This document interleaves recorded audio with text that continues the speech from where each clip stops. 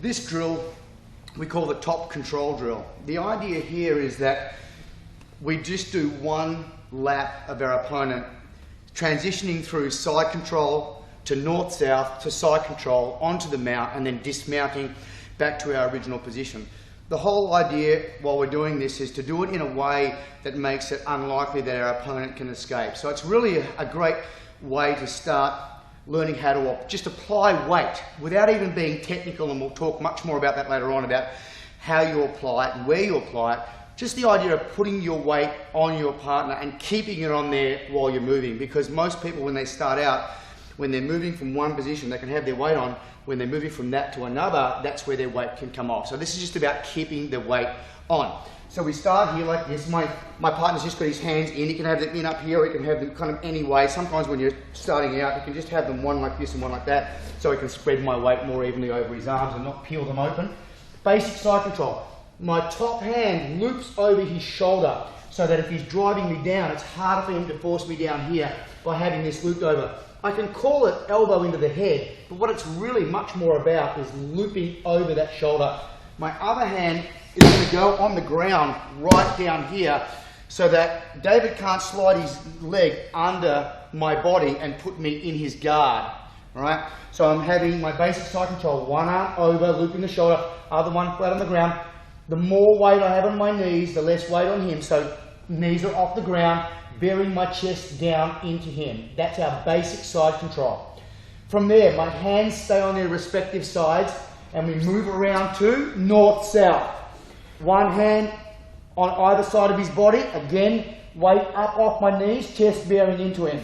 Hands stay on their respective sides while we move to establish our side control on the opposite side. Exactly the same as the side control we had when we started. From there now, I switch my base, bringing my right knee right in tight next to his hip, because I'm going to mount, so I want to make half of my mount as tight as I can make it before I transition onto the mount properly. My left foot is up. My left hand can come away now. Let's move this way, so that I can use it to block his knees.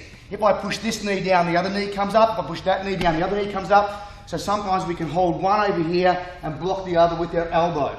Then at the right moment, our left foot, not travelling from too far away, travelling from quite close, come over there and stomp the mat. Stomp the mat right there so it's nice and tight.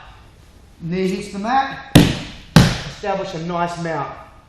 The way we get off the mount is an exact reversal of the way we got on the mount.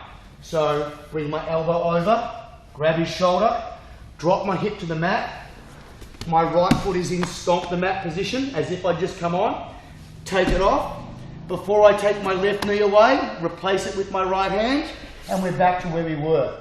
It's useful to start practicing. Just think about the way I mount, switch my base, block his knee, stomp the mat, knee on the ground, hand here and hand here, and then reverse the movie in your mind. Over, down, reverse, hand, back, switch, stomp, hand, here. And by thinking about it like that and just reversing that movie, you'll get clarity on how you go about that. A lot of people, they mount with deliberate motion, so they're deliberate about the way they mount, but then when they dismount, they just kind of jump off and make a lot of space. So it's important, if I was to leave you with one word, and that word would be deliberate. Be deliberate with every aspect of doing that drill. So just one last time. The top control drill, doing one complete lap. Side control, bearing into him. Round to north-south, legs nice and wide, bearing into him. Side control the other side, bearing into him. My weights never come off. Switch my base, block his knees, stop the mat, establish our mount, and then reverse the way I got on the mount and dismount back to our original position. So we've just made that 360-degree transition. And I would just add a thought to that, that the reason it's important to drill transitions is because you're training and you're grappling to be able to control someone who's bigger and stronger than you. So the assumption is, if you just lay in one position, if you're against someone who's bigger and stronger and you're frozen in a position, they're going to be able to move you. I mean, they can bench press your weight, they maybe can bench press twice your weight. So the way that you're able to retain control over someone who's stronger, which is the whole point of grappling, is to be able to transition from one position to another. So you're not staying in the same position, you're moving and adjusting to a new position, but you're still in control. So this starts to get you to think about, how do I adjust, if I have to new positions, responding to what a person who's maybe more powerful than me can do in terms of trying to get me off, but I'm still staying in control and doing everything like John says in a very deliberate manner.